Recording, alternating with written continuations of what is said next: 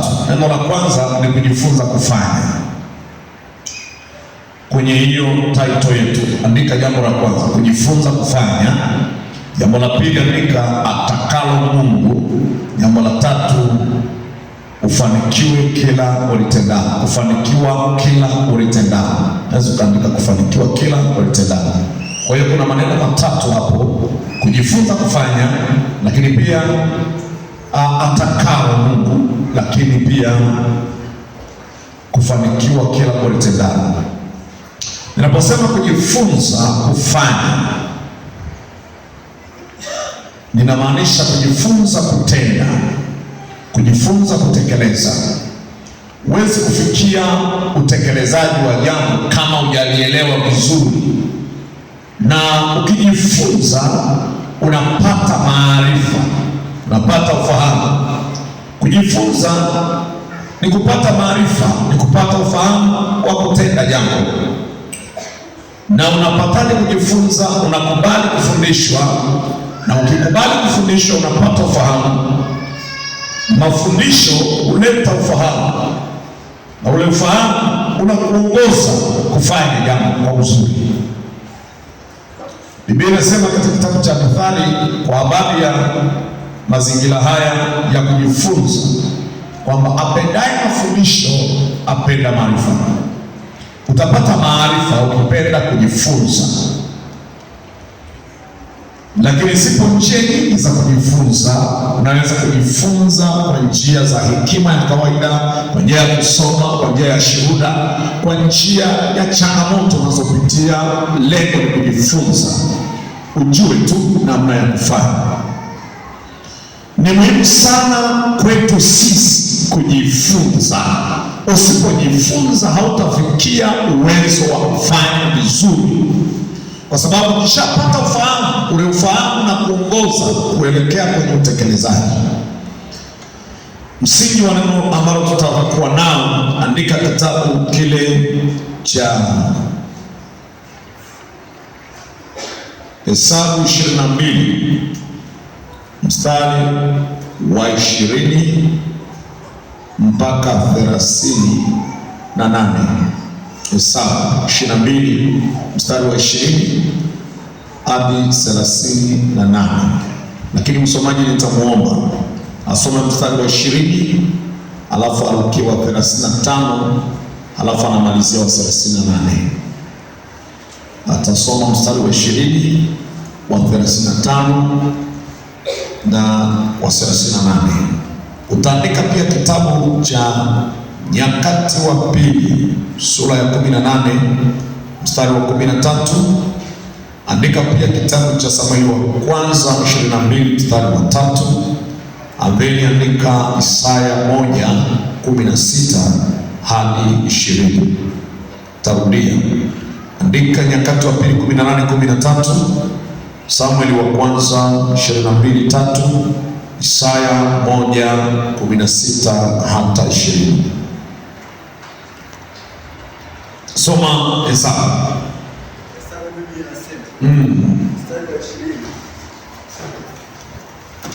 Mstari wa 20 soma. Mungu akamjia Balamu usiku akamwambia, kwa kuwa watu hawa wamekuja kukuita. Inasema Hesabu 22. Mungu akamjia Balamu usiku akamwambia, kwa kuwa watu hawa wamekuja kukuita, enenda pamoja nao. Nenda pamoja nao, lakini neno lile nitakalo kuambia ndilo utakalolitenda. ndilo utakalolitenda. Basi Lukia wa 25 inasema Biblia, malaika wa Bwana akamwambia Balamu, enenda pamoja na watu hawa, lakini neno lile nitakalo kuambia ndilo utakalosema. Neno nitakalo kuambia ndilo utakalosema. 38 inasema Balamu akamwambia Balaki, tazama nimekujia. Je, mimi sasa nina uwezo wote kusema neno lolote? Neno lile Mungu atakalolitia kinywani mwangu ndilo nitakalolisema. Amen. Wafalme wa Nyakati wa Pili sura ya 18 mstari wa 13, mtu asome. Inasema Mikaya akasema, kama aishivyo Bwana, kama aishivyo Bwana, neno lile atakalolinena Mungu, neno lile atakalolinena Mungu wangu, ndilo nitakalolinena, ndilo nitakalolinena. Samueli wa kwanza 22:3. Samueli wa kwanza 22:3. Biblia inasema, kutoka huko Daudi akaenda Mispa ya Moabu, akamwambia mfalme wa Moabu, tafadhali ukubali baba yangu na mama yangu watoke huko walipo, wakakae kwenu hata nitakapojua Mungu atakayotenda kwa ajili yangu. Amen. Asante sana Baba Mungu, ninakushukuru kwa ajili ya wakati huu ambao Bwana unakubarika kwao. Nisikilize somo letu, kujifunza kufanya atakalo Mungu ili mpate kufanikiwa katika kila jambo unalofanya. Ukijua kufanya vile anavyotaka Mungu na ukaweza kufanya, utafanikiwa. Unafanya lile ambalo Mungu analitaka, unafanya sawasawa na Mungu apendavyo, utakuwa unafanya pamoja na Bwana. Kwa hiyo kufanikiwa inakuwa ni jambo automatic, kwa sababu unatembea na Mungu katika lile unalolitenda. Kufanya lile ambalo tunataka sisi, ambalo pia wakati Mungu hajataka, ni chanzo cha kutokufanikiwa katika yale tunayoyafanya. Endapo tunafanya mambo, ni kweli tuna nafasi, tuna uwezo wa kufanya. Pamoja na kuwa na uwezo wa kufanya, ni muhimu kumpa Mungu nafasi ya kukuongoza katika kufanya. Huwezi ukafanya tu kwa sababu una uwezo wa kufanya, una nguvu ya kufanya, una nafasi ya kufanya. Fanya lile ambalo ni Mungu pia anataka lifanyike. Unaweza kufanya jambo zuri, lakini je, ndilo atakalo Mungu kwa wakati huo lifanyike? Kama utafanya na si wakati wake, Mungu hajataka hilo lifanyike, hata kuwa pamoja na hilo Mungu. Ufanikishaji wa yote huwa ni Mungu. Akiwa Mungu yeye hajaridhia kwa wakati hilo lifanyike, kwa hiyo litakoswa sapota, halina mwezeshaji, halitaleta matokeo. Ndio maana tunaona kujifunza kufanya ni jambo la kwanza, lakini kutenda atakalo Mungu ni jambo lingine, na matokeo sasa ni kufanikiwa katika nalolitenda. Ndio maana nimesema kuna vipengele vitatu. Kipengele hiki cha kwanza, kujifunza kufanya, kunaweza kukawa ndio chanzo cha kuyafikia mafanikio, lakini usipojua kufanya unaweza ukazalisha matokeo hasi. Ni muhimu kujifunza. Ile Isaya ya kwanza mstari ule wa 16 hadi 20, mstari mmoja wa 17, katika hiyo mistari inafahamika sana, jiosheni, jitakaseni, mkubali na kutii, mtakula. Lakini ule mstari wa 17 tu nataka ni usome. Biblia inasema hivi: jifunzeni kutenda mema, takeni hukumu na haki, wasaidieni walioonewa, patieni yatima haki yake, mteteeni mjane. Lakini neno lililoanza yake anasema jifunzeni kutenda mema. Jifunzeni kutenda mema. Kufanya atakalo Mungu ni kufanya jema. Mungu ni mwema, analolitaka ni jema. Sasa inawezekana tukawa tunataka sisi kufanya jema, lakini lile alitakalo Mungu kwa wakati ule ni jema mno, ni jema zaidi. Anasema neno linenwalo wakati unaofaa. Neno linalonenwa wakati unaofaa ni zuri kama nini? Ni kama jano vinavyobeba matunda, iwe ni ya mchungwa, iwe ni ya kitu gani. Neno linenwalo wakati unaofaa, jambo litendwalo wakati unaofaa, lina siri ya baraka zake. Ni muhimu kujifunza, na tunaweza kujifunza kwa njia mbalimbali. Zipo njia nyingi za kujifunza kutenda atakalo Mungu. Njia zipo nyingi. Yamkini matokeo ya kutenda kwetu yakaturudisha kujifunza. Nimefanya hii, matokeo yake ni nini? Ni kama nimekutana matokeo ambayo hayajaridhisha, inanirudisha kwenda kujifunza ili nitende kwa wakati mwingine ilete faida ama matokeo. Kwa nini? Unaweza ukafanya jambo na ukafeli ama ukapokea matokeo hasi. Haya matokeo hasi ya kurudishe kwenda kwenye kutafakari na kujifunza. Kwa nini hasi? Kwa nini matokeo hayajaridhisha?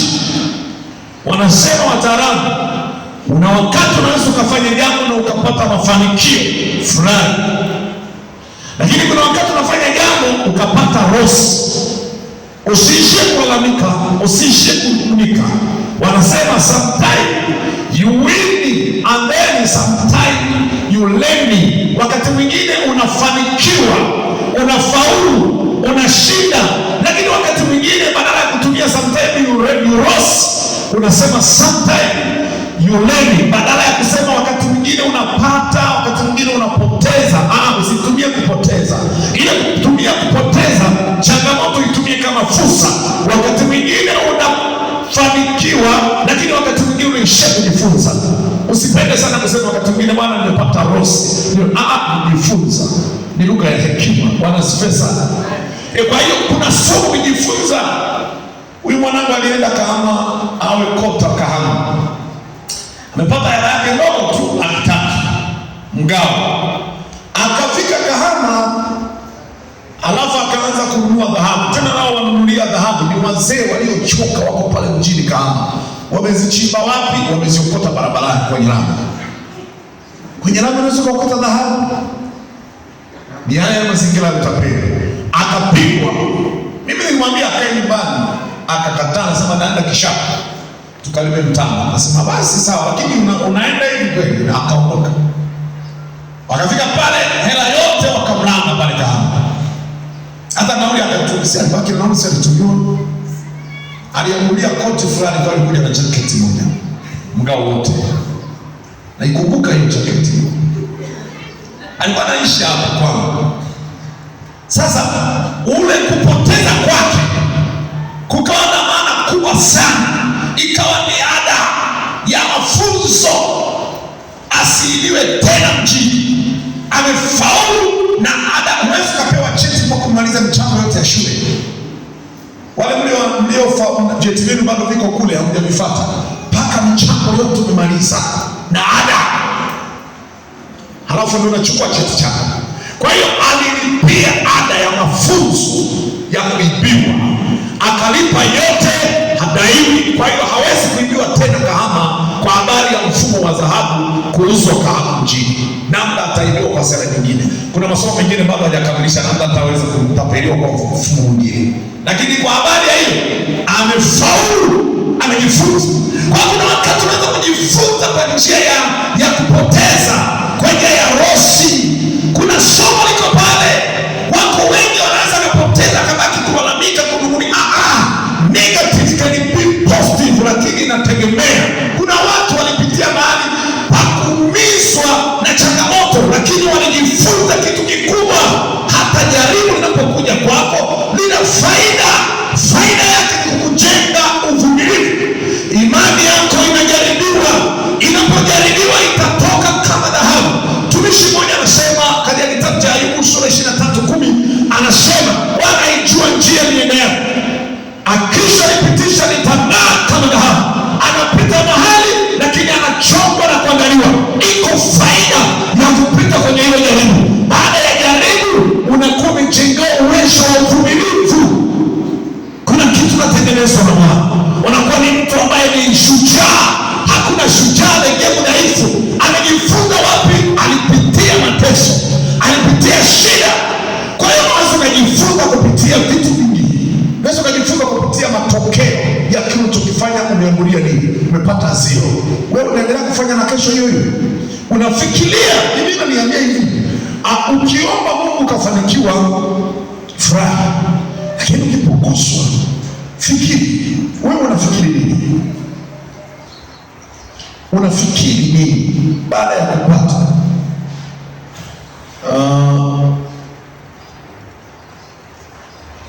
Unakuwa unafikiri kwamba hapa, kwa nini nimepata hiki?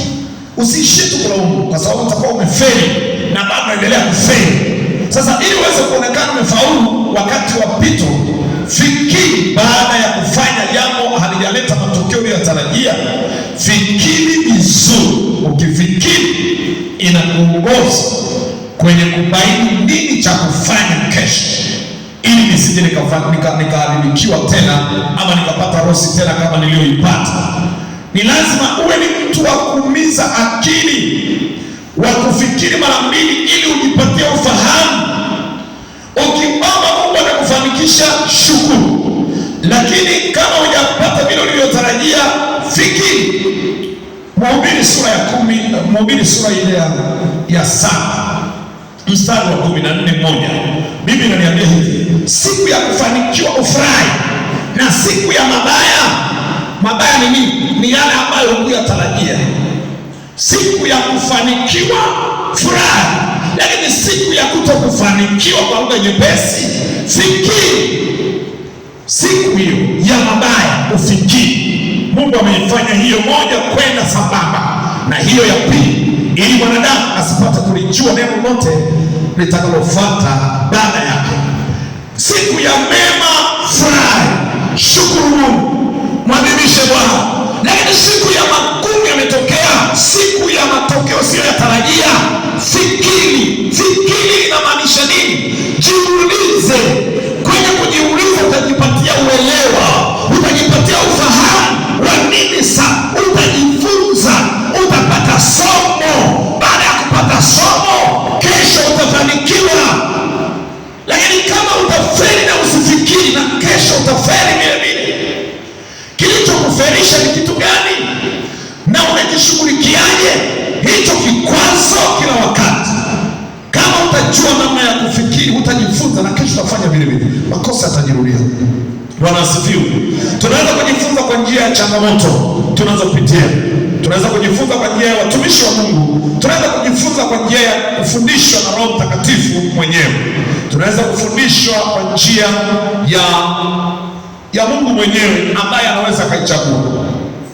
Kuna neno moja linazungumza, mtu mmoja anajifunza kwa njia ya mateso.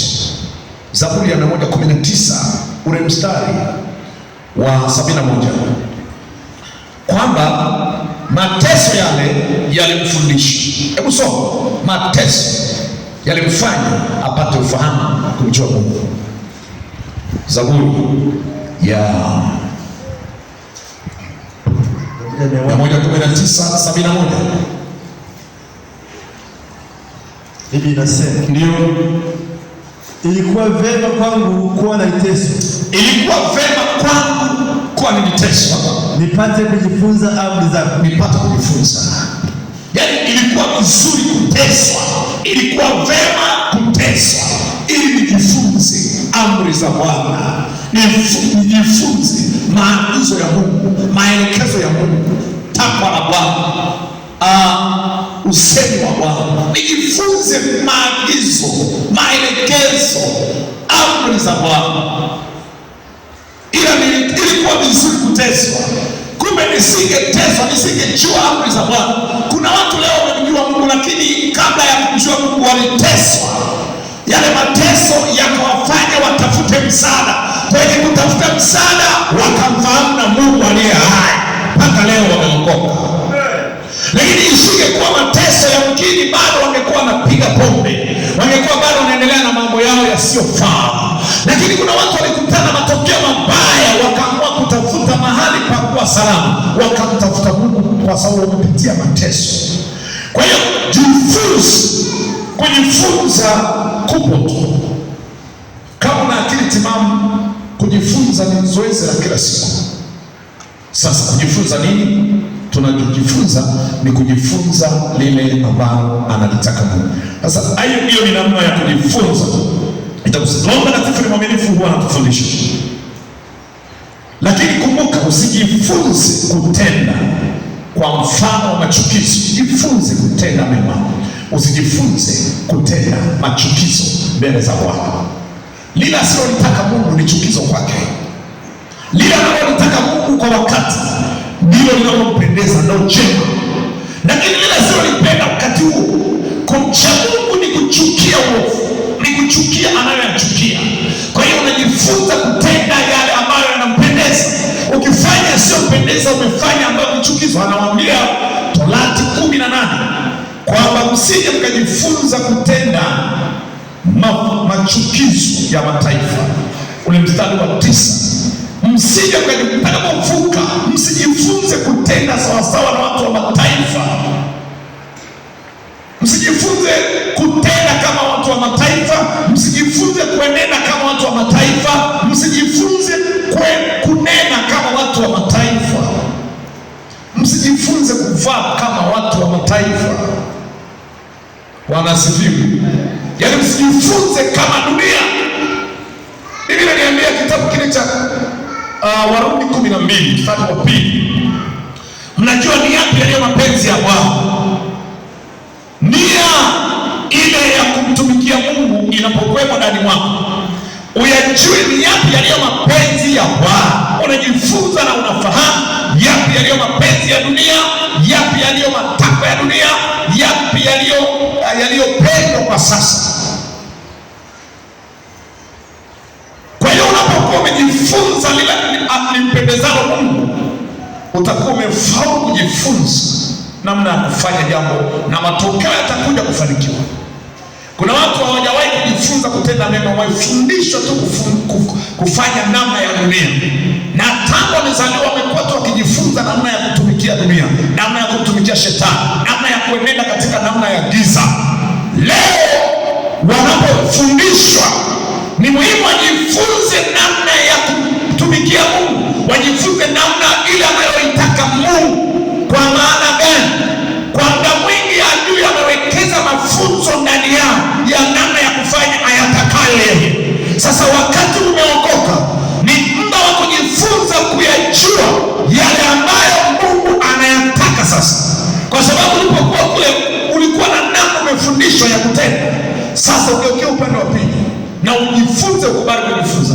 Kule umejifunza vya kutosha na matokeo yake unayafahamu, lakini huku kwa Bwana kubali kujifunza. Bwana asifiwe sana. Siku moja nikawa naangalia, nikisema hivyo watu wanaanza kufikiri mchungaji na anaangalia. Nikawa naangalia mkanda wa saradini. Kila anayekitikua jini ana nywele zinapiga mgongoni. Kila anayekitikua jini. Wale wawahi kuangalia saradini, mikanda ile ya saradini, enzi hizo tulikuwa tunayaangalia, tunayaona. Kila anayekitikua jini ambalo na uwezo wa kukamata roho ya mtu ikachomoka likameza pala na nyingine na kufa, linakunywa damu, ana nywele ndefu zinapiga mgongoni. Sasa kwa nini wanayekitikia anayetaka kuwa jini au na nywele? Kwani hakuna jini ambaye amenyoa saluni akanyoa upara? Nafikiri naomba kwa sababu ni fashion ya huko duniani. Kwa hiyo wakati mwingine ukiokoka, kuna vitu unajifunza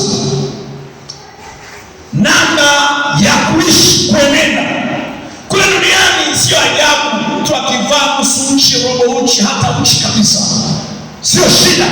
Ni umbile aliyofundisha na dunia ni mwalimu. Lakini unapokuja kwa Mungu, utahitaji kufundishwa namna impendezayo Mungu, namna inayompendeza Bwana, namna ya kuvaa. Tunaweza kutofautishwa na dunia kwa sababu dunia nayo ina elimu yake, hatukatai. Hatuwezi kuambia Watanzania wote wawe walokole, wakawa walokole siku moja, waache kuvaa hizo suruali na nguo fupi. Hatuwezi kufanya kazi hiyo siku moja. Wapo waliokoka na soko. Kama ingekuwa inalazimika Wasamaria wakae pembeni na watu wa mataifa, Yesu akawaambia msichangamane, basi ingewalazimu kuwa na dunia yenu. Ila sasa mnakuwa mko pale, lakini lazima itofautishe tu kwamba pamoja na kuwepo pamoja, wewe wa tofauti katikati yao. Kuwa na maadili ni kuwa na uwezo wa kuchanganua jema na baya, kisha kulifuata hilo jema. Hapo una maadili. Katikati ya uovu unatambua uovu na wema, kisha unaufuata ule wema, unauacha ubaya. Hata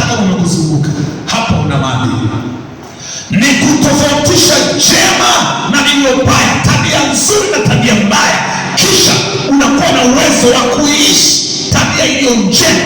Wewe una maadili, unayajua mabaya, unayajua mema, lakini katikati ya mema na mabaya umetofautisha na ukalifuata lililo njema na ndilo uliloliandama.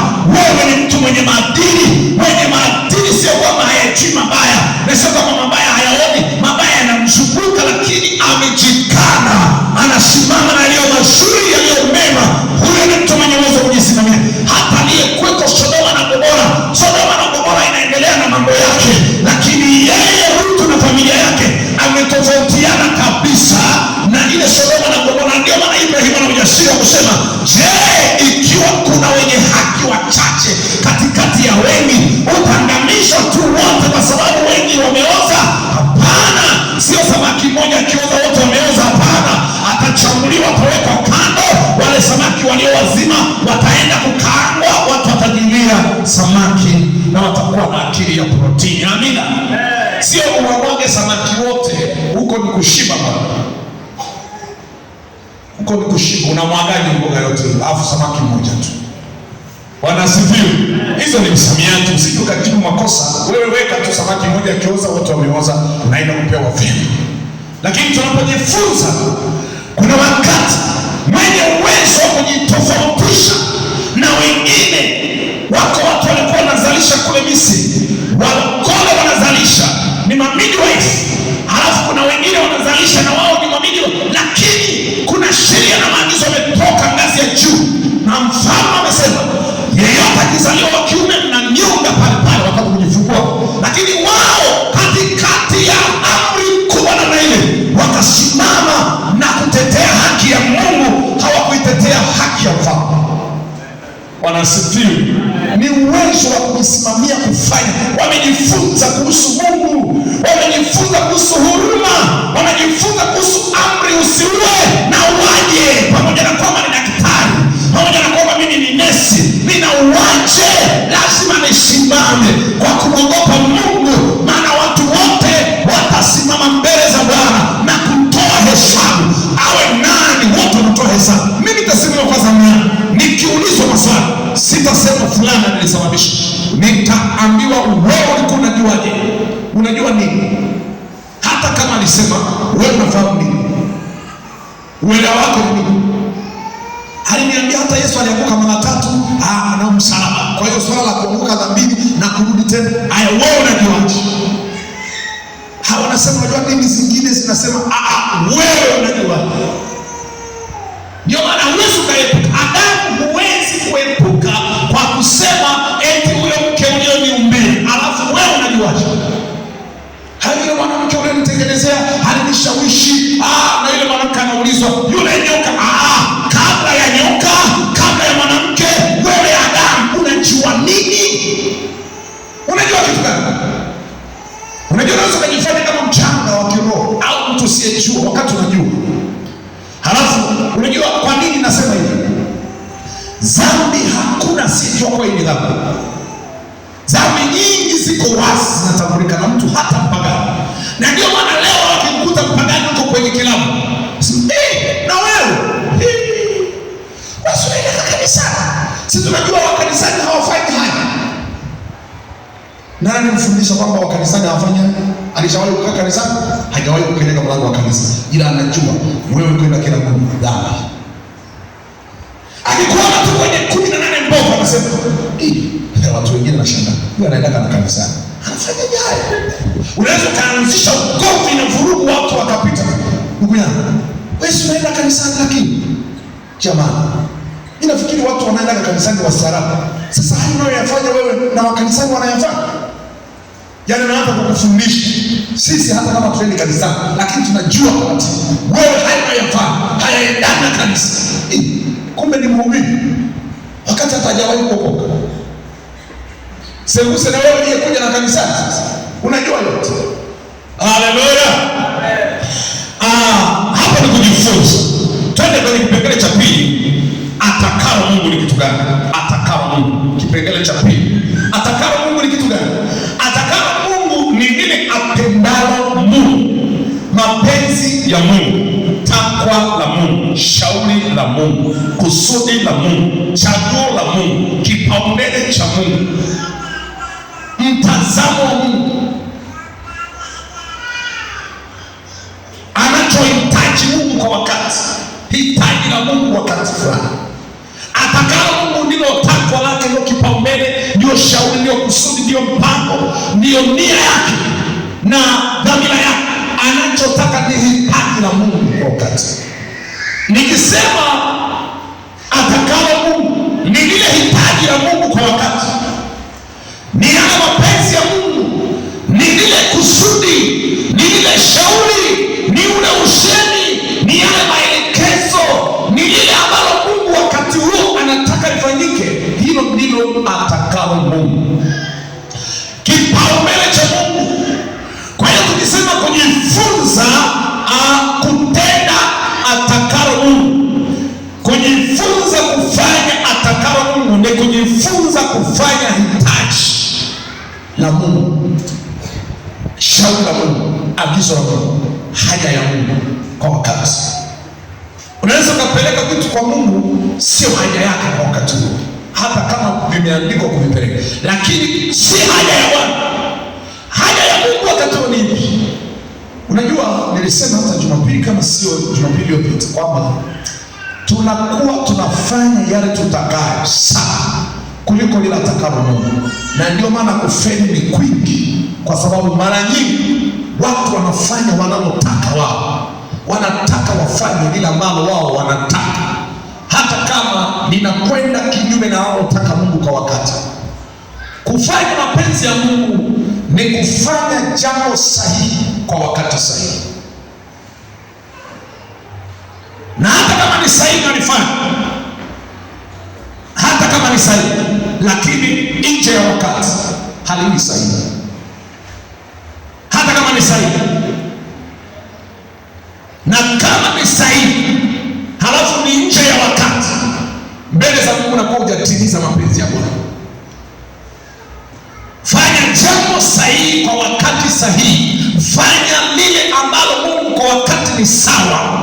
Ndio maana tunasema tukiomba sawa sawa, twajua atusikia, na kama natusikia, haja hizo tunazo. Yeye ajua kutuombea sawa sawa na Mungu atakavyo, sawa sawa na hitaji la Bwana. Kwa hiyo naposemea habari atakalo Mungu ni kufanya atakalo, ni kufanya lile ambalo ni hitaji la Mungu kwa wakati.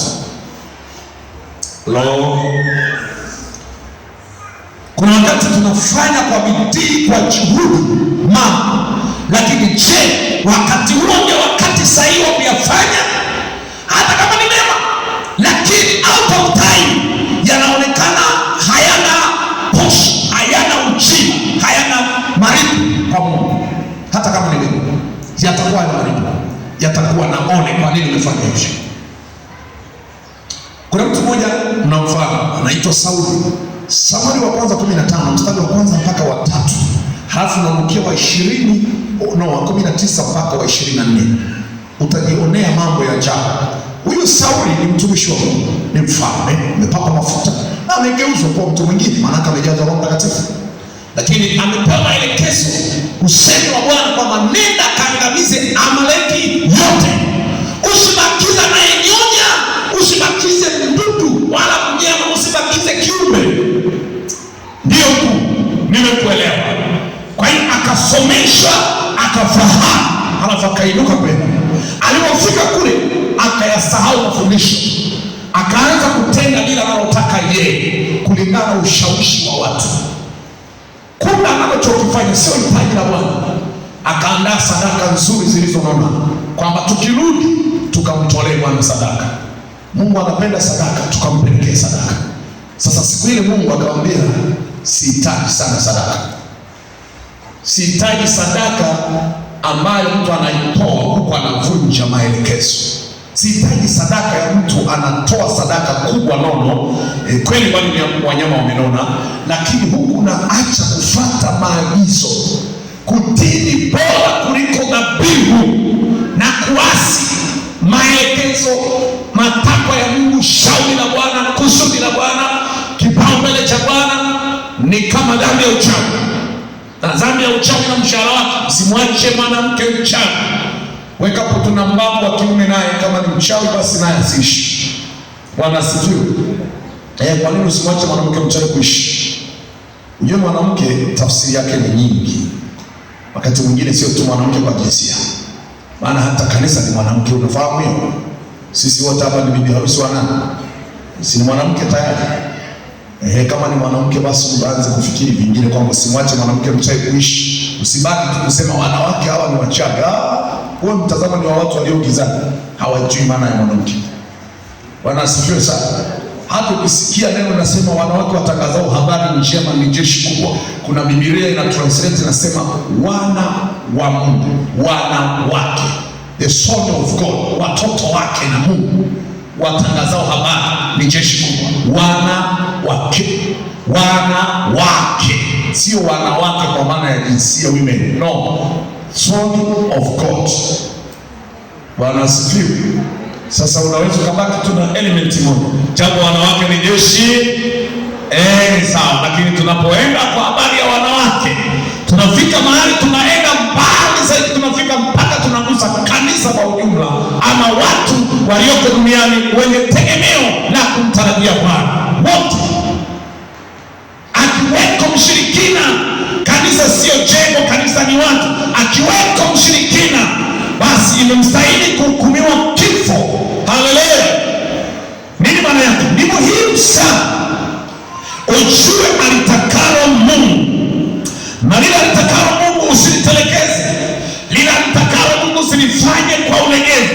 Lile alitakalo Mungu ni kitu. Kuna siku moja Bwana akagombana na watu, akagombana kwa namna hii. Hagai 1:4 hadi ule wa 9, akagombana nao kwa sura hii. Anasema, kipi mimi ninachokitaka, ili ni wakati wa ninyi kila mtu kukimbilia kwenye nyumba yake nzuri, wakati mimi vya kwangu vinaharibikiwa, vya kwangu haviendi, vimestop, vya kwenu vinakwenda.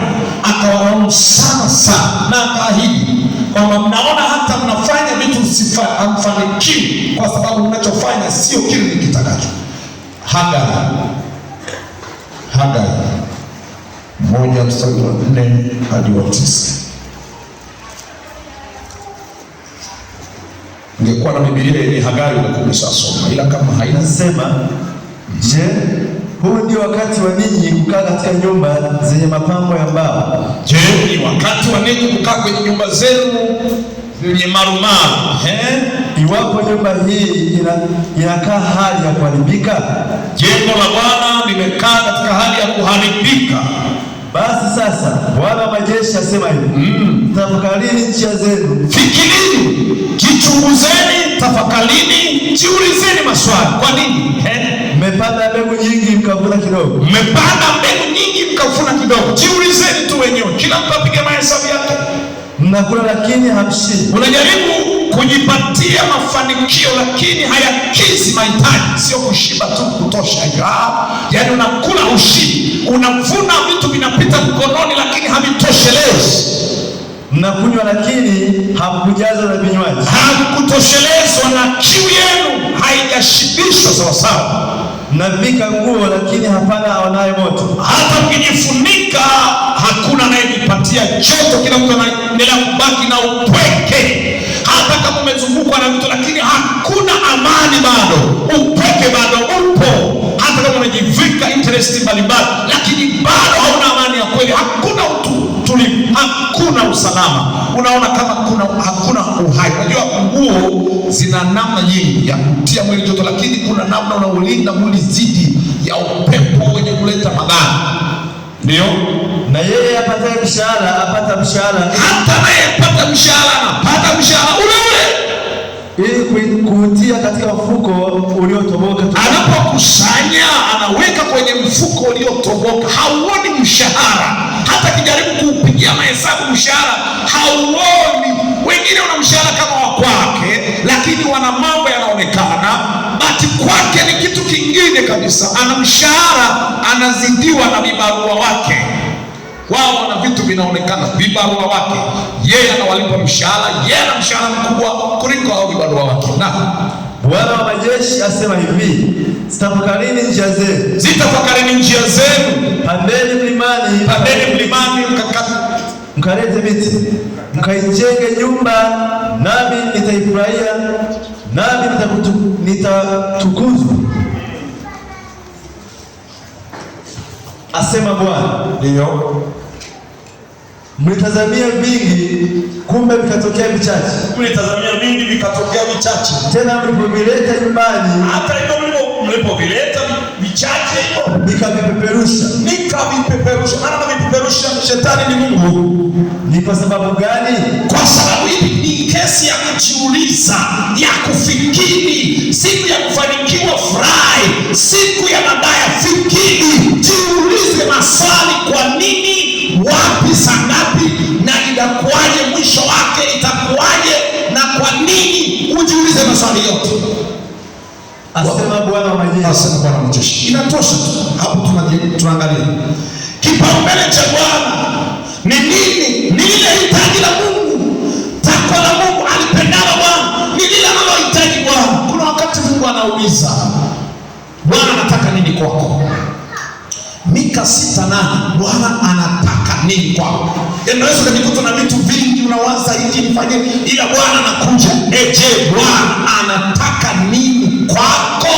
Hitaji la Bwana ni nini? Alitakalo Bwana ni lipi? Haja ya Bwana ni nini? Mapenzi ya Mungu ni shauri la Bwana, kusudi la Bwana, mpango wa Mungu kwa sasa ni upi? Unajiuliza, atakalo kwako nini?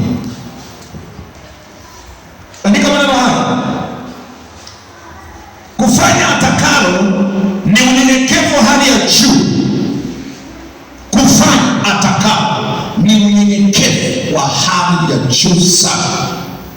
Mtu anayefanya alitakalo Mungu ni mtu aliye tayari kujishusha kwa Bwana na kumwambia Mungu, mimi nipungue, wewe uongezeke. Mimi niko tayari, vya kwangu visitopishwe, vya kwangu visubirishwe, vya kwangu vikwame, cha kwako kisonge mbele. La kwako lifanikiwe, la kwangu lisubiri wakati wake.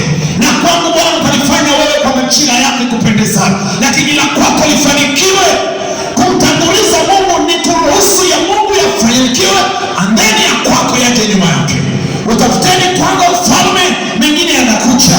Unaweza kujitabisha kwa ajili ya yale ya kwako, lakini ukumbuke ya kuwa yale ya kwako yategemea uwezesho wa huyo Mungu. Ukimpa nafasi yako, la kwake litangulie, ni rahisi ya kwako kufanikiwa. Lakini endapo unataka la kwako liweze kuchukua nafasi, halafu matakwa ya Bwana unayakanyaga, halafu mapenzi ya Mungu unayazuia, anarudia kusema je, unalizikaje? Unalizikaje wakati mpango wa Mungu haujawa sawa? Wewe una huduma, mwalimu kwaya ameimba, amezungumza. Wewe una huduma, Mungu ameweka talanta, anataka talanta yake aikute inazidi inaongezeka. Wewe umeificha ili uwe na muda wa mambo yako. Maana nikihangaika na hii talanta ya huyu mheshimiwa, mimi vya kwangu vitalala. Nikienda kwenye kwaya nitakosa muda wa kuendesha bodaboda. Nikienda kwenye kwaya nitakosa muda wa kwenda kuangalia mechi, maana mara nyingi nitakosa muda wa kuangalia mechi. Tena kwa msingi kama huu wa kombe la dunia kabisa. Alafu mwalimu wa kwaya amesema hata kwa wiki chache tujiingize kwenye mafunzo. Sasa nitakosa muda wa kwenda kwenye ibada ya mechi. Sina muda wa mazoezi, maana dukani nani tamacha. Lakini ukiwa mshabiki wa mpira, potelea pote, funga duka, nenda kwenye mpira. Unajua vipaumbele ulipookoka vikabadilika sana. Walioko Misri vipaumbele vyao wanaangalia kwenye binocular za kishetani. Naenda kwa mganga anatoa uelekeo, utalima kuanzia hapa mpaka hapa, utafanya hivi, safari hii utaenda, safari hii usiende. Kwa nini? Vipaumbele vyao vimebadilishwa na anayewaongoza. Wanataka kipaumbele cha anayewaongoza ndicho wafuate, maana ya kwao hayawezi kufanikiwa mpaka yule bosi wao ya kwake amefanikiwa. Wanasifiwa sana. Huwezi kufanikiwa kama hujaruhusu Bwana awe pamoja na wewe kwenye jambo lako. Musa alipoambiwa na Bwana wachukue wana wa Israeli, Kutoka 33:14 na sawa, awachukue aondoke. Akamuuliza Bwana mara mbili, je, hili ni hitaji la kwako au sio la kwako? Kama Bwana hujaniruhusu unihakikishie kama ni wewe, nataka confirming data. Kama ni wewe umesema na mimi, nami nitakuwa tayari. Tumeona kuna mtu mmoja ameahidiwa kupewa zawadi, aenda akawalani Israeli. Kwenye Hesabu 22 mstari wa 20 tumesoma analazimisha safari mpaka punda na ngenji yake. Ikafika wakati akaambiwa, hata kama umeahidiwa kwenda kupewa vitu vinono, aliambiwa ukiwalani Israeli, mimi nitakupa hata nusu ya ufalme, si nitakupa vitu zawadi kede kede, fedha, nyumba, vitu gani. Alikuwa ameahidiwa vitu vizuri vya kuvutia machoni, kwamba kuna mshahara mnono ukifanya ile kazi. Lakini Bwana alitakalo akamwambia, mimi nalolitaka, shauri langu, nenda kawabariki Israeli. Pamoja na kuahidiwa mshahara, usiende kwa sababu ya mshahara, nenda kwa sababu ya lile nilitakalo. Acha kwenda kufanya matakwa ya wale wanaokupa mshahara, fanya takwa langu mimi niliye na uwezo wa hao wanaokupa mshahara kuwaua, pamoja na wewe mwenyewe kukuua na kukuangamiza.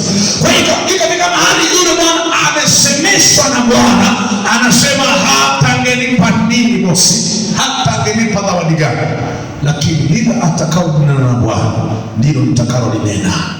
Lile analotaka Mungu nilifanya, nitalifanya.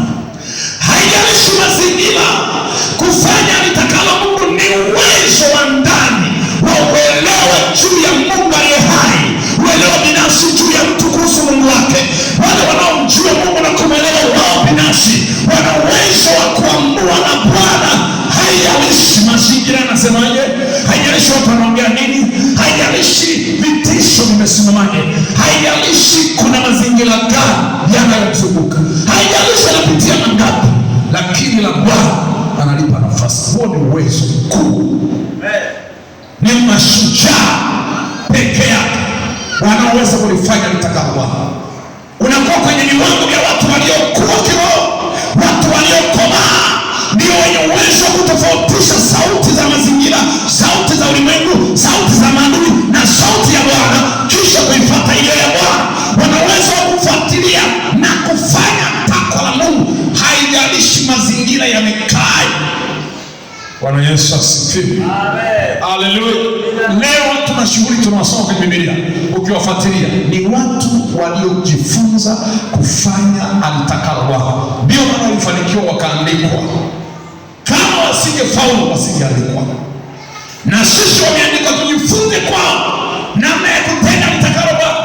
Haijalishi na matakwa yako, haijalishi na vipaumbele vyako, haijalishi una mahitaji yako. Hitaji la Bwana lipewe nafasi ya kwanza. Unafaulu vizuri sana kufanikiwa kwa Mungu. Hili ni jambo linalogusa moja kwa moja kwa Mungu, kisha Mungu anaungana na huyo mtumishi ambaye amefanya lile ambalo linamgusa Mungu. Ukifanya jambo lile ambalo Bwana analitaka, unafanya jambo la kumgusa Mungu moja kwa moja, na huyo Mungu atashuka, ataambatana kutembea na wewe. Na ndio maana mtu huyu ambaye anafanya litakalo Bwana atafanikiwa kila analotenda, kwa sababu huyu mtu anafanya pamoja na Bwana. Haendi peke yake, anaenda pamoja na Bwana. Ni uwezo wa kuwa tayari kuongozwa na Roho Mtakatifu, ni uwezo wa kutofautisha sauti na kuifuata sauti ya Bwana. Haijalishi kuna mlima gani, haijalishi kuna bonde, lakini unasikia sauti anakwambia, waambie wana wa Israeli waende mbele. Ndicho anachotaka Bwana. Sasa kuna maji yana kina kirefu, waambie wana wa Israeli anza kukanyaga, waruhusu wasonge mbele. Ndio takwa la Bwana, ni kukanyaga tu yale maji. Haijalishi atakwenda na atafanikiwa. Neno inaandika, usitelekeze jambo la Mungu, usitelekeze jambo la Mungu ama kazi ya Mungu ikaharibika kwa sababu wewe umeitelekeza. Usitelekeze kazi ama jambo la Mungu likaharibika machoni pako, utadaiwa hilo jambo la Mungu mwenyewe mpaka mwisho. kwamba wewe umesababisha jambo langu limekwama, limeharibika, huku nataka ya kwako yasonge. Ukikwamisha la Bwana atakwamisha la kwako. Ukifanya jambo la Bwana liharibike, uwe na hakika ya kwako yataharibika, hayatakuwa na kuyalinda na kuyasimamia. Maana huyu Mungu ungehusika na la kwake, angehusika na la kwako. Yeye hujishughulisha na mambo yetu, wewe pia hujishughulisha na ya kwake. Ukijishughulisha na ya Bwana, Bwana anajishughulisha na yaliyo ya kwako. Watu wengi hawawezi kufanikiwa kwa sababu hawako tayari kujishughulisha na la Bwana, hawako tayari kushughulisha na la Bwana. Bwana anamwambia sasa, nenda kashuhudie. Nitaendaje kushuhudia wakati niko kazini? Tuheshimiane Bwana, maana huu muda sio kwenda kushuhudia, ni muda wa kwenda kazini. Nenda ibadani. Nitaendaje ibadani? Saa ya mechi, mimi siwezi kwenda ibadani, naenda kuangalia timu yangu. Unafikiri utaweza kufanikiwa? Ukiwa kwenye mfumo wa Mungu, tafuta mafanikio kwa mlengo wa kimungu na ujue namna ya kufanikiwa ukiwa upande wa Mungu. Usifikiri unakwenda kama ulivyokuwa Misri. Hata ulivyokuwa Misri kulikuwa masharti na maelekezo, na ukiyavuka tu inawezekana maisha yote ya kwako. Watu wameenda kupiga ndagu ili wapadilike kishirikina, walipokosea masharti mpaka leo ni maskini. Wameharibu maisha yao, wakawa watu wa kuisha. Ukifuatilia nakwambia walikoseaga masharti, ndio maana wote wamekuwa wewe. Waliitwa wapi? Original ya masharti na maelekezo ilikuwa kwa Bwana. Biblia inatueleza wazi, Torati 28 mstari wa kwanza, itakuwa ukisha kusikia kutunza kwa bidii kufanya haya ni kuagiza wewe, utabarikiwa uliapo, utabarikiwa utokapo, na katika kila utakachotia mkono kufanya nitabariki. Maadui watakuja kwa njia moja, kwa njia saba nitawatawanya. Lakini mstari wa 14, 15 inabadilika, na itakuwa usipotunza kufanya ni kuagizaje, laana hizi zitakufuata uingiapo utokapo, na katika kila utakachotia mkono kufanya Bwana ataruhusu maadui. Maadui watakuja kwa njia moja, wataendelea kujimarisha hapo kwako. Pepo mtokapo, mtu anaenda akirudi anarudi na jeshi la watu 7 wanajimarishia makao yao ndani kama hakuna ulinzi. Ndio maana yake ya kwamba pepo mchafu atokapo akienda akirudi akapata nafasi, wanakuja jeshi la watu 7. Lakini watakapokuingia kwa njia moja, wewe unayesimama na Bwana, watatawanya kwa njia 7. Lakini kama utakuwa hauna Bwana, umshikilizi Bwana, hata akija mmoja akienda akirudi anakuja na watu 7, keshi inakuwa nzito kuliko mwanzo. Unaweza kuamua kufanya alitakalo Bwana kwa matokeo yenye tija, na unaweza kuamua kutofanya alitakalo Bwana kwa matokeo ya matokeo ya hasara. Ni kitu cha kuamua mwenyewe binafsi. Sasa usije ukaitelekeza kazi ya Bwana. Kuna watu wanawashangaa, anasema mimi sitaki hiyo kazi, nimezila kuanzia leo, mimi sio kiongozi. Wakati mwingine Mungu akiamua utalia sana, unaweza kukwama maisha yako. Kuna mtu mmoja alisema mimi sasa yatosha, nipumzike mambo ya uongozi, Bwana nipumzishe kabisa. Akamwambia mimi usinihusishe, chagueni mwingine, mimi Bwana nipumzishe. Basi Mungu akasikia maombi, akaparalyze miguu yote na mikono ikaparalyze na mdomo kaenda upande. Si amepumzisha? Mtamwambia akasimamia idara. Mtu ameparalyze, mtamkabidhi majukumu ya kiidara. Amepumzisha na Bwana. Usifanye kazi ya Bwana ikwame, kwa sababu amekupa hiyo kazi, anajua utaitolea hesabu, na wewe usije ukaitelekeza kazi ikaharibika. Pamebomoka, hakuna kwa kupajenga, ila wapo wengi, hakuna anayepajenga. Lakini mimi ninapoeleza hivi, jambo lingine, usifanye kazi ya Bwana ama jambo la Bwana kwa ulegevu. Yeremia 48:11 kwamba amelaniwa mtu yule ambaye afanya kazi ya Bwana kwa mkono wa ulegevu. Amelaniwa, sio amebarikiwa. Sasa unaweza ukaanza kujibariki mwenyewe wakati tayari huku neno linakulani. Hiyo ni nyingine tena. Kujibariki kwako hakuwezi kubadilisha laana iliyosemwa. Amelaniwa. Mstari wa 10, na alaniwe Mtu afanyaye kazi ya Bwana kwa ulegevu na alaaniwe. Auzuiaye upanga wake usimwage damu na alaaniwe. Kulikuwa na jukumu la Bwana lililokuwa limeagiza kwenda kufanya vita. Sasa unapoacha kwenda kufanya alichotaka Bwana, ni kama Sauli anaacha kwenda kuangamiza Amaleki, wakati Mungu ametangaza vita baina ya Israeli, ametangaza vita na Amaleki.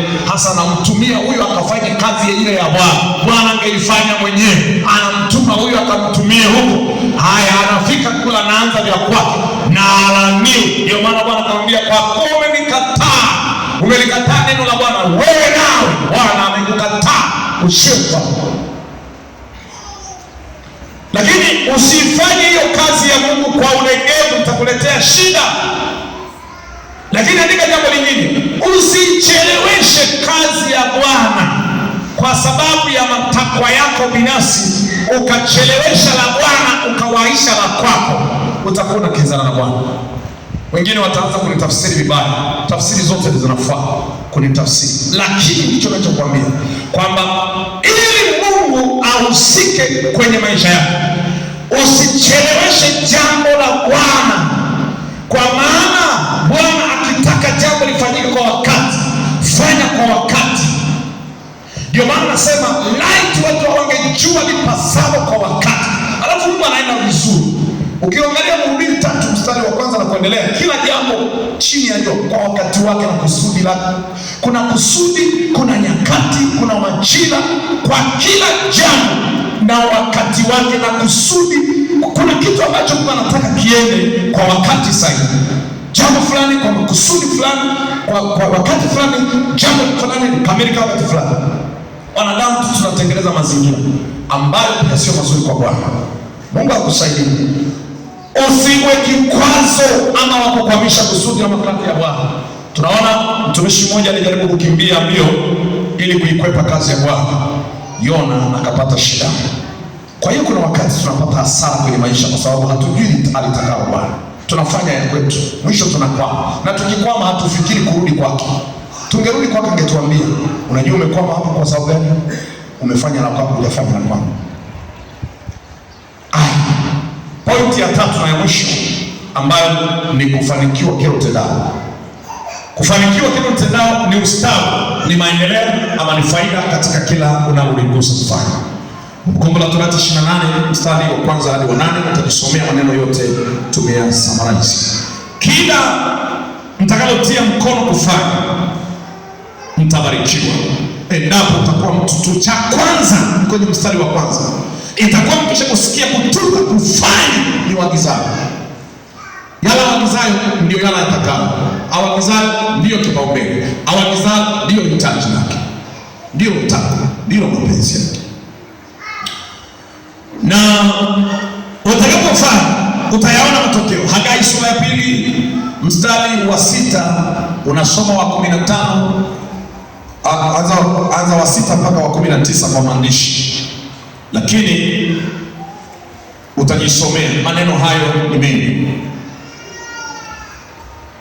Hagai walipoanza ujenzi wa hekalu, kilichotokea wanaambiwa, hebu nendeni mkagulize, pelelezeni nani ambaye bado mbegu yake iko nyumbani, na waulize nani ambaye amepanda na hajavuna, waulize nani amepokea mshahara na umeperuka, waulize nani ambaye amefanya jambo akapata hasara baada ya kazi kuanza, baada ya ujenzi, baada ya nyumba ya Bwana kuijaa, baada ya kazi ya Bwana kupewa nafasi, kupewa kipaumbele. Waulize watu, nani anajuta kwa kufanya la Bwana ya kwake yakaharibika kwa sababu alifanya la Bwana?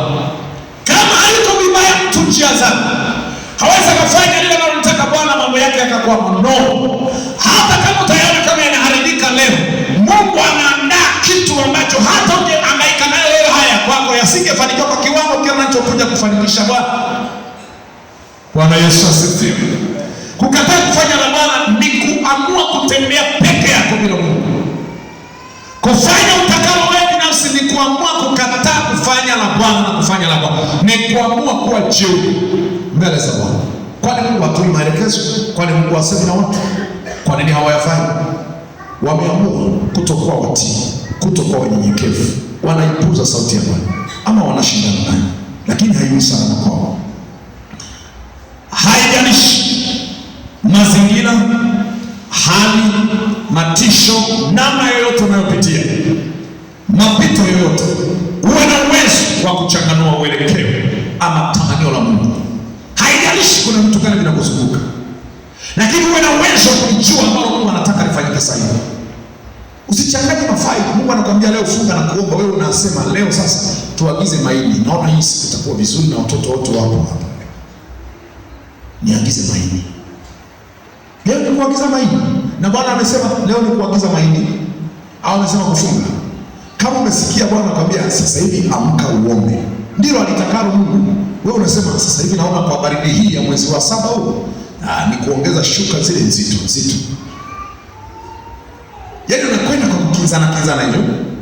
Ni ngumu sana kufanikiwa. Leo ni siku ya idara. Leo nitaenda kusukwa. Leo naenda saluni, atanisamehe tu mwenyekiti na timu yake. Yaani hawa hata kama wakikusamehe, sio kazi yao, ni kazi ya Bwana. Wao ni kama miranda. Kwa hiyo unaweza kuona jinsi ambavyo watu wanafanya vya kwao, vya Mungu vimewekwa kwa vya ziada. Halafu vya kwao wamevipa nafasi ya kwanza. Halafu vya Bwana vya ziada, vya namba 10, vya namba 80, wengine vya Bwana ni vya namba 100. Haviko hata kwenye 10 bora ya vipaumbele vyake. Wakati Mungu ndio kila kitu anapaswa kuwa the first. Na kama Mungu utapa nafasi ya kwanza, vya kwako vitaenda kwa wepesi sana, maana vitakuwa na mfadhili wa karibu sana. Lakini kufanya Mungu kuwa nafasi ya mbali, vya kwako vitakwama sana, maana havina mtu wa kuviongoza wala kuvitangulia na kuvitengenezea mazingira. Bwana Yesu asifiwe. Tusingekosa watu wenye huduma hapa kanisani, ya kwamba watu wana maombi kanisani, kanisa lisingefungwa. Wasingekosekana watu wa kwenda kushuhudia bila mpango wa kwamba tumepanga ili. Wasingekosekana watu wa kuleta watu kwa Yesu na kuleta Jumapili kwamba hawa niliwashuhudia, nimekuja nao leo. Wasingekosekana waimbaji, wasingekosekana wainjilisti wa kuhubiri mtaani, kwa sababu tu wanajali mambo yao. Haja ya Bwana ya kwenda kuhubiri, hata kama Bwana atahimiza, ataamsha moto utawaka, watasema wako busy, awasamehe tu. Watafanya siku wakipenda ama wakitaka. Je, Mungu unaweza kumsubirisha kwa staili hiyo kwamba tutafanya tu wakati mwingine tukipata nafasi? Leo tuache tu, utusamehe. Ila tutafanya tu siku Mungu akitupa, siku tukipata nafasi. Usitupangie. Ni kukataa kupangiwa na Bwana, ni kukataa kuelekezwa na Bwana. Hapo ndipo unakwama mlokole, mpaka unatamani maisha ya gizani. Maana unawaona walio gizani kama wanafanikiwa. Yamkini wao wanafanya mambo ya bosi wao. Kama ni kufuta keko kabla ya kwenda kazini, anaamka anafuta keko. Kama ni bangi ndio aingie duarani, anafuta bangi ndio anaingia duarani. Ndio maombi yake. Wewe unajiingiza tu duarani hata hujaomba. Bwana asifiwe. Yeye akienda kwenye shughuli zake kabla anafanya ibada zake, na anasamini na kujali ibada. Yuko tayari kwa hii siku mwana leo jamaa hajafungua kazini, yuko ibadani. Yuko kwa mganga wake, yuko kwenye matambiko yake. Jamaa anachelewa kulala, si anafanyaga na nini? Paka afanye ibada yake, pengine alishapewa ya kuwa anafanya saa 8 za usiku. Paka amalize ibada. Hujamaa ukiamka usiku na mwana zunguka, anafanya ibada. Hawezi kufungua ofisi mpaka ile asubuhi, unakuta na mwagamaga. Anafanya ibada kabla ya ofisi kufunguliwa. Anaheshima elekezo. Wewe ni nani? No order of God. Unapo clash ya Mungu unafanikiwaje? Bwana asifiwe. Haleluya. Andika maneno haya yatakusaidia. Je, utajuaje atakalo Mungu? Utalijuaje analotaka Mungu? Hapo ndipo kuna mtihani pia. Ukijifunza unaweza kujua analotaka Mungu. Jambo la kwanza, uhusiano wako mzuri na Mungu, ukaribu wako na Mungu, masikilizano, utulivu kutafakari mara kwa mara, kumtafakari Mungu, kukaa kwenye hali ya kutafakari uhusiano, ukaribu, mazungumzo, masikilizano, utulivu wa ndani utakuwezesha kubaini na Mungu. Unatafakari, unamshirikisha, unawasiliana na Bwana. Ukaribu wako na Mungu, mahusiano mazuri na Mungu yanawafanya watu kujikuta wanamsikia Mungu anaponena. Ukaribu, utajua siri nyingi sana ukiwa karibu na Mungu. Unapokaa mbali na Mungu hawezi kuanza kuhangaika, fulani nataka nikupe siri. Siri sio ya kuanza kuitana mbali. Siri mnanong'onezana karibu. Haleluya. Nasogea mbele za Bwana. Mtu muombaji, unaomba, kuomba ni kuwasiliana. Wewe ukawasiliana kama uko mbali, mnawasiliana. Mawasiliano hutengeneza uhusiano. Uhusiano ndio unaoamua mawasiliano mazuri. Kama mnahusiana vizuri na huyo mtu, mnashindwa kuwasiliana. Kama mnahusiana vizuri na Mungu, utawasiliana naye na mtaelewa. Na ndio maana walio karibu na Mungu, walio na mahusiano mazuri na Mungu, wanawasiliana na Mungu, wanaelewana. Wewe kama uko mbali na Mungu, madhambi yamekuzunguka, uko mbali, uhusiano wako na Mungu umekaaje? Uhusiano wa watu na Mungu ukiharibika, hata sauti ya Mungu hawezi kuielewa, hata maelekezo, hata Mungu angesema, hata kama Mungu kuna kitu anahimiza, hawataelewa. Kesi ya mahusiano baina yako na Mungu yamekaa. Watu ambao hawataki kujichafua, wamefanya toba, wanatendeka kale ya utakatifu. Relationship baina yako na Mungu inaamua uwezo wa kuelewa vya Mungu anavyovitaka. Kama umekaa mbali kabisa na Mungu, hata tukitoa maelekezo ya kimungu wanasema tu. Lakini ukiwa wewe uko karibu na Mungu, utaelewa kwamba ni Mungu huyo anasema na mimi. Lakini kama uko mbali na Mungu, hata Mungu akiwa anaongea na wewe, unaweza kusema usinipigie kelele bwana. Mimi ni Mungu. Wewe ishia huko na Mungu wako. Mimi simjui Mungu, nafikiri mimi najua maandiko bwana. Mimi najua kusali, ninasali sana. Ninamjua Mungu, usinidanganye. Ulishakaa mbali na Mungu. Hata nikisema vya Mungu unaviona kama ndio vinasema vya shetani. Lakini umekuwa karibu, unavielewa vya Mungu vikisema. Bwana asifiwe. Walio rohoni, kuwa rohoni ni njia mojawapo ya kuweza kumwelewa Mungu ambaye ni roho akiwa anazungumza. Walio rohoni. Ukiwa mwilini sana, hauwezi kujua mtakalo kwako. Mpaka uwe rohoni. Ukiwa mwilini, hata kama ni kijana unatafuta kuoa au kuolewa, ukiwa mwilini huwezi ukaelewa Mungu anachagua yupi. Chaguo la Mungu ndio takwa la Mungu. Utajuaje wakati wewe mwenyewe uko mwilini na Mungu anazungumza rohoni? Mpaka uwe viwango vya kiroho ndio unaweza kuelewa Mungu anazungumza kitu gani kwako. Lakini ukiwa mwilini, utapokea vya mwilini ambavyo wakati mwingine ni tabia ya mwili na dunia na shetani. Lakini vya kiroho ambavyo ni vya Mungu ni ngumu kuvijua mpaka uwe roho. Utakuwaje kiroho? Lazima ukubali kuacha dhambi na kuwa na juhudi juu ya mambo ya Mungu. Jambo lingine nitakalo kusaidia, hapana shaka maombi yanawasaidia watu sana kuwa karibu na Bwana, kumuuliza Mungu. Kuna wakati unaomba maombi ya kumuuliza Bwana, ukikutana mazingira unaanza kumuuliza Bwana. Siri Mungu atakurudisha. Lakini jambo lingine, andika, uwe mtu wa kujali, kufuatilia dokezo ama viashiria ama ishara ambazo zinadhihirika katika roho. Uwe mtu wa kujali na kufuatilia. Nimeona kama kapicha fulani, nimeona viashiria, nimeona kama dokezo la rohoni, unalifuatilia. Bwana amekusemesha hizo kwa njia ya njozi, kwa njia ya picha, umeona maono fulani, ni vidokezo fulani, lakini vya kiroho sana. Uwe mtu wa kujali na kufuatilia. Sija ukielewa, unaingia kwenye maombi kumuuliza Mungu uelewe zaidi. Nimekutana aidha na njozi, lakini naona kama inaendelea kuleta shida na nifanya kufadhaika. Inawezekana kuna kitu, unafuatilia, unachukua hatua ya kupanda mlimani, unapanda aliko Bwana, unaenda kusema naye. Hiki kina maana gani? Pengine kuna jambo liko hapo mbele baya, wewe umeacha kujali. Utajuaje alitakalo Bwana? Ukienda mbele za Bwana kwambia, ninachotaka sasa fanya hiki na hiki, utanusuru, utaepusha, utazuia, utasalimisha. Ni wale ambao sasa wanajali. Walokole wengi ni wapuzi. Mungu akisema wanapuza.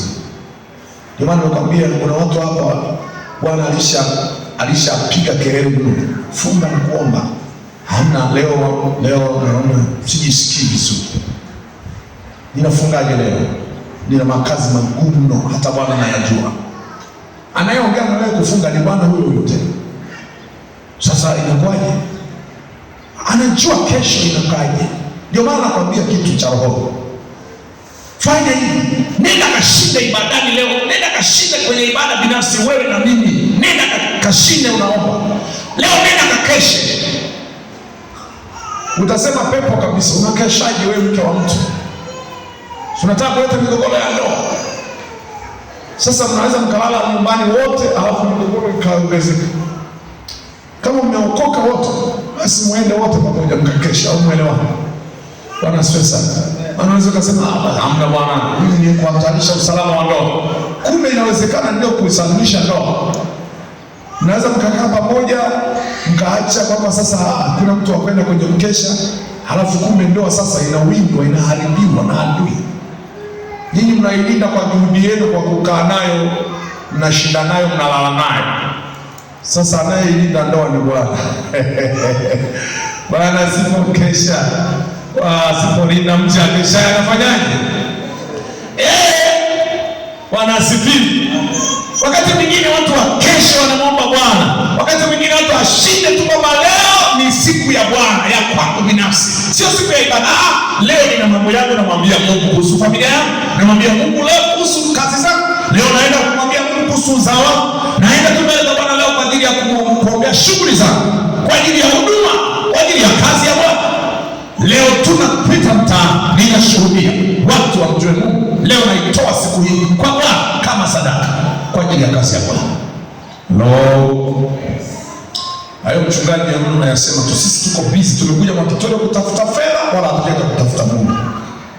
Sawa. Sijui Mungu awatangulie, kwa sababu mmekuja kutafuta maisha. Alafu maisha bila Mungu hamna naye wawezesha. Tafuta Mungu wa maisha ayafanikishe maisha. Usiwe bize kutafuta maisha wakati mwenye kuyawezesha ni Mungu. Uwe na Mungu kwenye kazi zako, uwe na Mungu kwenye yale unayofanya, ndipo ujipe asilimia za kufanikiwa. Bwana asifiwe. Kitaka kusaidia kingine kujua Mungu ni nidhamu ya hofu ya Mungu, usikivu wako kwa Mungu. Kuna watu hawana nidhamu, hawana utiifu, hawana unyenyekevu kwa Mungu. Sasa utaelekezwa, hata ukielekezwa unapuuza. Uwe na bidii ya kumtumikia Mungu, weka nia ya bidii kumtumikia Mungu. Jambo la mwisho, jaa Roho Mtakatifu na uruhusu Roho Mtakatifu akuongoze. Roho Mtakatifu akusaidie kuyajua. Utayajua ukiwa umejaa Roho Mtakatifu na ukiwa ni mtu ambaye ni mwaminifu kumsikiliza Roho Mtakatifu. Kufanya atakalo Mungu ni kufanya yapaswayo, lipasalo, linalohitajika kwa Mungu. Kutimiza mapenzi ya Mungu ni kumsikiliza Mungu na kumtii na kumfuata. Maneno machache haya kusaidia tunapenda kumaliza. Andika maneno haya. Andika jambo la kwanza. Omba na kuombea kama apendavyo Mungu, kama atakavyo Mungu. Omba na kuombea kama atakavyo Mungu. Warumi 8:26 hadi 27. Utaandika tu, unafahamu. Yeye hutuombea anavyotaka Mungu. Wewe unaweza ukaanza kuomba Mungu, naomba unipe ghorofa, lakini Bwana anajua wewe unahitaji soko. omba na kuombea vile anavyotaka Mungu. Mungu akufanikishe. Unaweza ukania makubwa ni sawa, lakini nusu omba na tuka kuombea, akuombee vile Mungu impendezana, ilivyo sawa sawa, ili uweze kuyafikia yale unayotaka. Jambo lingine, taka na kutenda kwa kutimiza atakavyo Mungu, kwa kutimiza kusudi la Bwana, kwa kutimiza analotaka Bwana. Hebu soma huo mstari, Filipi 3:14, mstari mmoja tu, Filipi 3:14. Taka na kutenda kwa kutimiza kusudi la Mungu. Filipi 3:14. Taka na kutenda kwa kutimiza shauri la Mungu, kusudi la Bwana, atakalo Mungu, apendalo Mungu. Na kaza mwendo nifikirie, inasema na kaza mwendo nifikirie mbele ya thawabu ya mwito mkuu wa Mungu katika Kristo Yesu. Mstari wa 13, unasoma wa 13, Filipi 2. Filipi 2 tunasema, kwa maana ndiye Mungu atendaye kazi ndani yenu kutaka kwenu na kutenda kwenu kwa kulitimiza kusudi lake jema. Rudia. Inasema, kwa maana ndiye Mungu atendaye kazi ndani yenu.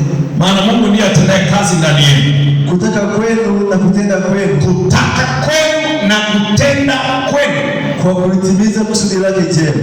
Kwa kulitimiza kusudi lake jema. Kwa kutimiza kusudi, kutaka kwako na kutenda kwako kuwe kwa kutimiza kusudi, kwa kutimiza shauri, kwa kutimiza atakalo Bwana. Jambo lingine, nena sawasawa na Mungu atakavyo kunena. Fanya vile Mungu anavyotaka kufanya. Tunamwona yule mtu Mikaya kwenye Nyakati, tulisoma pale mwanzo, Nyakati sura ya 18-13, Nyakati wa pili. Mikaya anasema, mimi Mungu analolisema ndilo nitakalolinena. Haijalishi ni mbele ya mwenye mamlaka, haijalishi nitahatarisha usalama wangu, kwa sababu ninanena tofauti na manabii wengine wote walivyonena. Lakini maana ni la Bwana, nitanena analosema Mungu nilinene. Usianze kuzungumza vitu ambavyo Mungu hakusemeshi kusema. Hata ukienda kuhubiri, wahubiri zangu, usiende kuhubiri vile unavyotaka. Hubiri yale Mungu anataka yahubiriwe siku hiyo, hata kama unayafahamu na yale mengine. Leo Mungu amesema cha kusema na nyinyi leo ni kukwambia tu jifunze kufanya alitakalo Mungu ili uweze kufanikiwa katika hilo litendalo. Hicho ndicho alichonipa leo. Ukiniambia habari ya mambo mengine, sina taarifa nayo kwa leo, lakini nililo nalo taarifa ndilo ninalokuletea. Bwana Yesu asifiwe. Jambo lingine, andika, jitoe na kutoa atakacho Mungu. Jitoe na kutoa anachotaka Mungu. Kuna wakati tunajitahidi kumtolea Mungu, kutoa kwa Mungu, lakini mara nyingi tunajitoa asichotaka Mungu, lakini tunatoa asichotaka tutoe.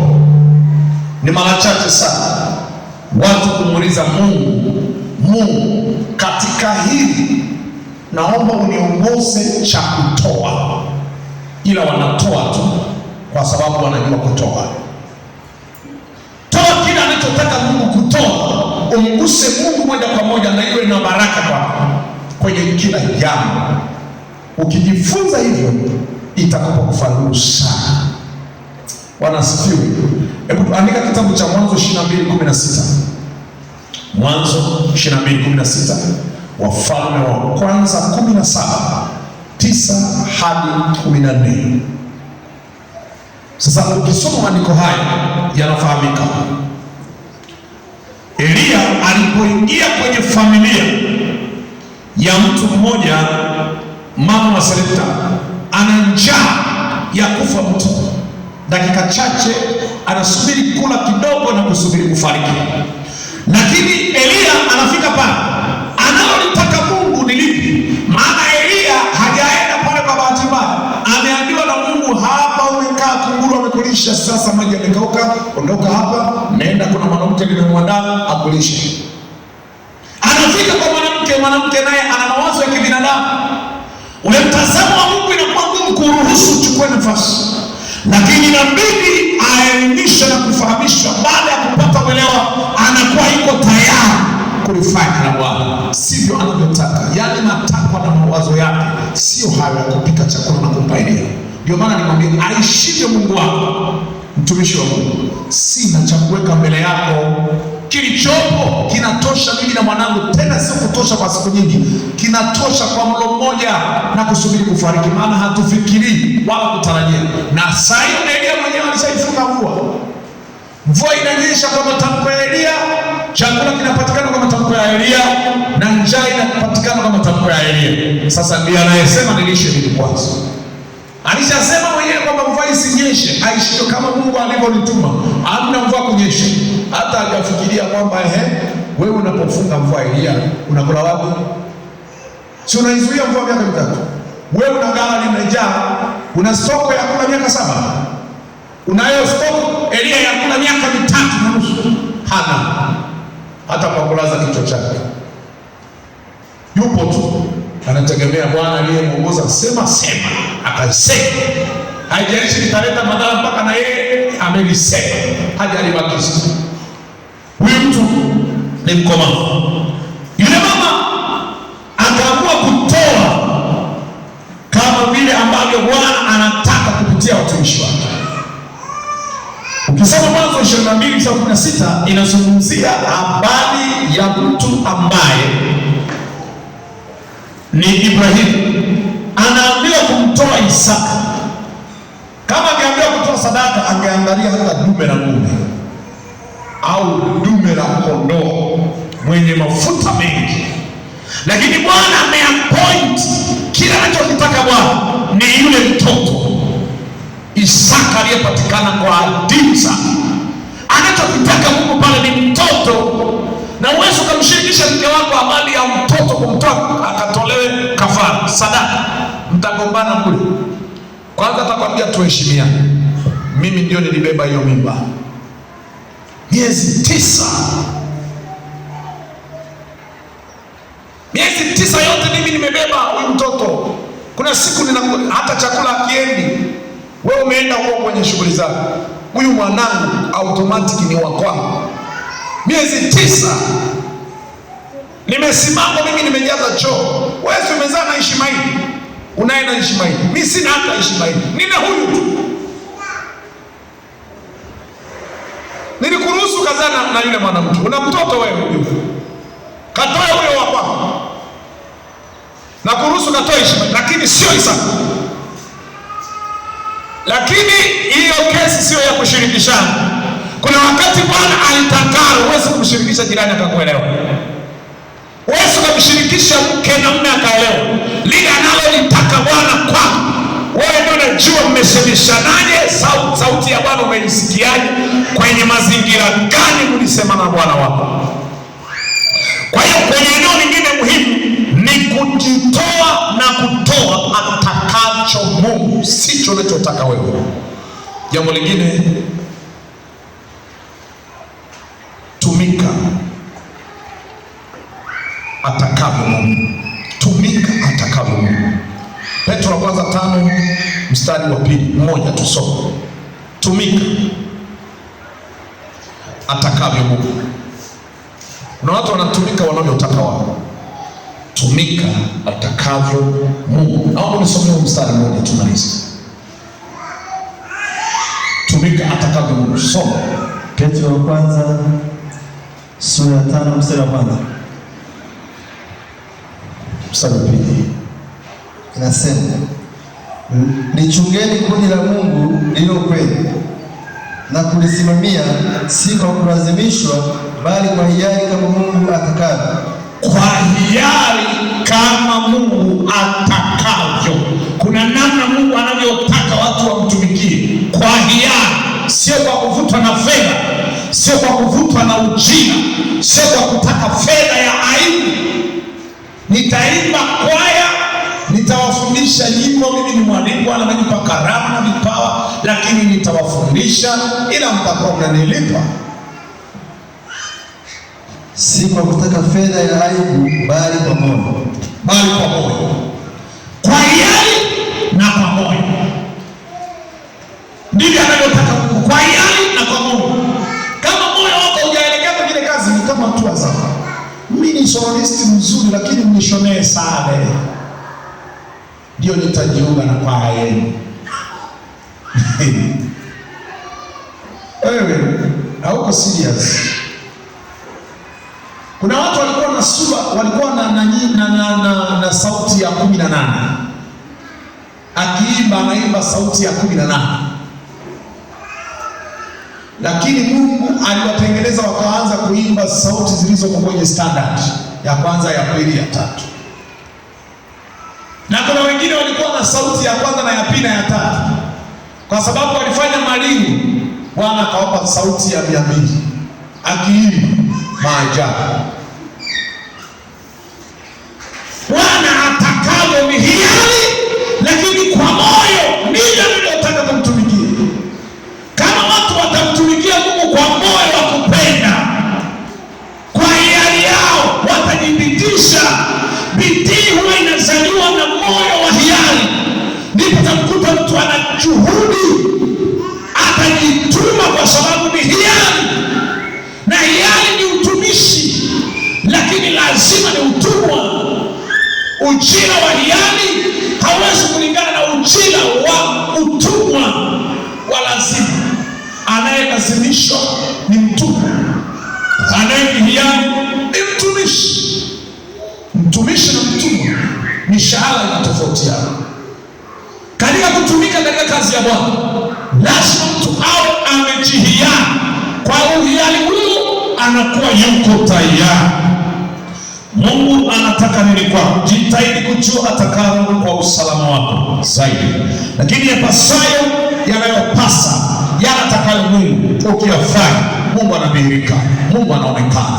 Eliya alipokuwa anaomba ili kujulikana Mungu wa Bali na Mungu wa Eliya, pale alidhihirika Mungu. Maana Eliya alikuwa anajua yapasayo, alikuwa anajua swala hili la mvua kutokunyesha, swala hili la haya majanga kutokea, ni kwa sababu ya mioyo migumu ya wana wa Israeli. Wamemuasi Mungu, wamemfanya dhambi. Ndiyo maana akaagiza itengenezwe madhabahu, baadaye yapambwe mawe 12 kama kabila zilivyo 12. Halafu akaagiza mifereji ya maji, akaruhusu mapipa 12 ya mwagwe pale, kwa maana kila pipa linamuosha jiwe mmoja, Mwisraeli mmoja, kabila moja.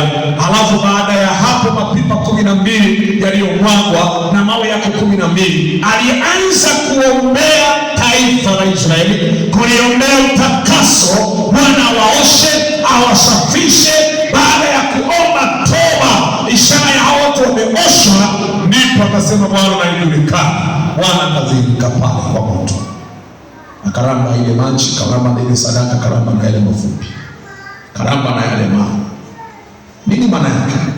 Yeye anajua kufanya ipasavyo, anajua kuomba ipasavyo, sio kwenda tu kudai Bwana shuka.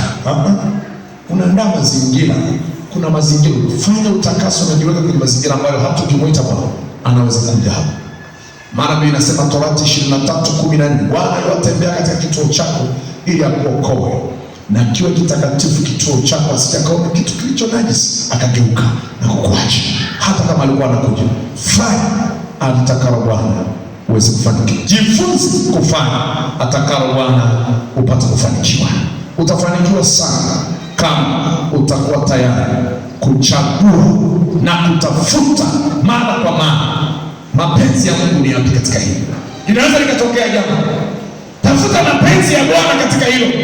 Jaribu limekuja, yatafute mapenzi ya Bwana. Umekutana na shida na changamoto na tatizo, tafuta mapenzi ya Mungu pale ni yapi. Ukiyapata hapo, fanya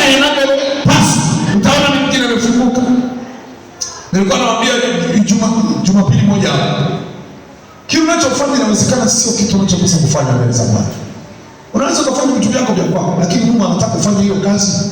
Kwani Mungu anataka kufanya hayo mambo unayofanya?